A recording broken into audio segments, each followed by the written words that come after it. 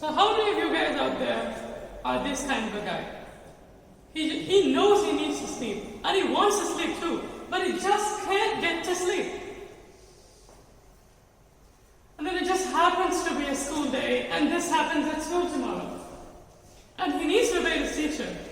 So he comes up with smart aleck ideas like these, and needs to justify this to his friends as well. So he needs excuses like these. This one personally, I like a lot. Or are you the kind of guy who just loves sleep and can get sleep just by thinking about it? He just loves sleeping and sleeping and sleeping and sleeping and sleeping, no matter where. So I'm pretty sure that you guys have guessed the topic of my talk so far, which is sleep. So when most people of our age, or even older or younger, are asked how much time they should spend sleeping, they usually get it wrong, because they don't sleep enough, or they sleep too much. Proper sleep for anybody is very rare. And people try to justify this as well. One of the most common reasons given to justify less sleep is that people who have success sleep less. Like our friend, Jeff Bezos here. He has mentioned in many of his talks that he sleeps for only about 5 hours a day. He uses the other time for productive work. But how do these people do this? Actually, these guys get more of what is called deep sleep. For a normal person who sleeps at a normal rate, recommended times are as mentioned. For most of us out there who are in the age group of 14 to 17 years, we have a recommended time of about 7 hours, stretching to 11. Any more than that, and it's bad for you too. So how do you sleep less than this and still survive, you might be thinking. This is a graph which shows us our regular sleep-wake cycle. We go through this every night. On the vertical axis, we have showing us how sleep deepens. And on our horizontal axis, we have time increasing. As we go down, the deepness of sleep increases. So what we see is NREM at the bottom, also called non-rapid eye movement sleep. And at the top, when we peak, when we get to the lighter sleep of our night, we call it REM sleep, which is rapid eye movement sleep. Deep sleep is NREM sleep. In this form of sleep, our body regenerates tissue, and this is the time when our mind rests the best. Our body also strengthens our immunity. As we start moving out of deep sleep, we get to a phase called REM. This is a phase that keeps increasing throughout the night. It starts for about 20 minutes and goes all the way to about 1 hour, right before you awake. At REM sleep, your pulse is almost as fast as when you're awake. Your eyes dart around very fast under your eyelids. And this is also the time when you dream.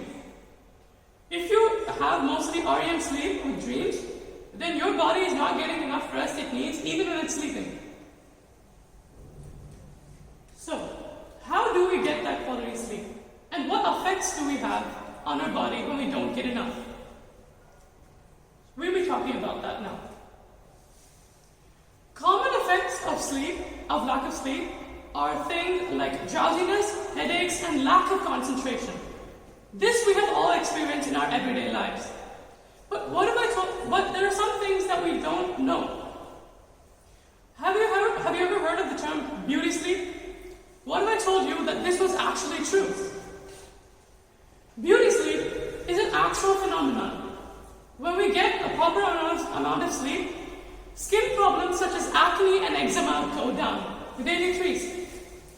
Because when we have a lack of sleep, our mind releases a hormone called cortisol. This is a stress hormone that encourages inflammation of the skin. Another really bad thing that happens when you don't get enough sleep is overeating. It's true, obesity is linked to sleep. When we don't get enough sleep, our mind releases a hormone called ghrelin and decreases a hormone called leptin. These two hormones are the things that control appetite. Ghrelin increases it, and decreases it. So when we don't get enough sleep, we feel like we want to eat more, even though we're not hungry. Not only is too little sleep bad for you, so is too much. Too much sleep causes lethargicness and fatigue throughout the day. This guy sleeps for more than half the day, and we all know how lethargic he is. A study from the University of Cambridge has revealed that people who sleep too long are 46% more likely to be hit with stroke than anyone else. This is huge. Not only is less sleep and more sleep a bad thing, so is irregular sleep. You're not supposed to nap very close to your regular sleep time. This causes a break in your circadian rhythm, which is really bad for you. We've talked about how less sleep or more sleep affects you, but we haven't talked about how it affects everybody else. Improper sleep causes you to become angry and more irritable. We have a word for this. It's called crankiness. So, we've gone over everything that happens to your body when we don't get enough of it. But how do you get that quality sleep? How can you achieve it? One of the best natural ways to achieve it is through music. You don't need any artificial pills. Music is the best thing that can happen to your body when you need sleep. And not just any kind of it. Slow sleep is especially what you need. Music at about 60 beats per minute is the best for your body, because this is the heartbeat at which you go to when you sleep. Not only this, your body cools down to a very low temperature when you sleep. So a bedroom environment is also very important. You should have a cool, dark bedroom environment, and it can be accompanied by music. So what are the do's and not do's for good quality sleep? One main thing is eating during sleep, like midnight snacks, or right before it. Sugars and heavy foods are really bad for your sleep. So is soda. It disrupts your sleep and doesn't let you get enough of it. Another major thing that is super hard to avoid in our digital world are screens. Screens radiate something called blue light. Blue light exposure is very bad for us. It does not let us sleep, and it disrupts our sleep. But some people, even after taking all these measures, find it hard to get to sleep. So why is this? I call it a chaos mind. People who don't get enough sleep have something called a chaos mind. And it looks something like this. It's a flurry of thoughts that are not necessarily organized and keep giving you worry or stress. Most people think to solve this, you need to fight it, or you need to think about it. But what I say is let the chaos flow. Take small breaks in your tight work schedule, even if it's intense. Do non-concentration activities like taking a walk or standing in the shower. Let your mind wander.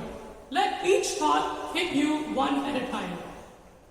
When you think about this, you should organize it. You should prioritize it to know what you're going to do and when you're going to do it. I make something called a 3-column table to organize my thoughts. The first column has a to-do list, which says everything that I need to do but haven't done yet and don't need to do now. The in-progress thoughts are the thoughts that need to be worked upon right now or in the process of being worked upon. The done thoughts I include to give myself a reassurance that I can get through everything.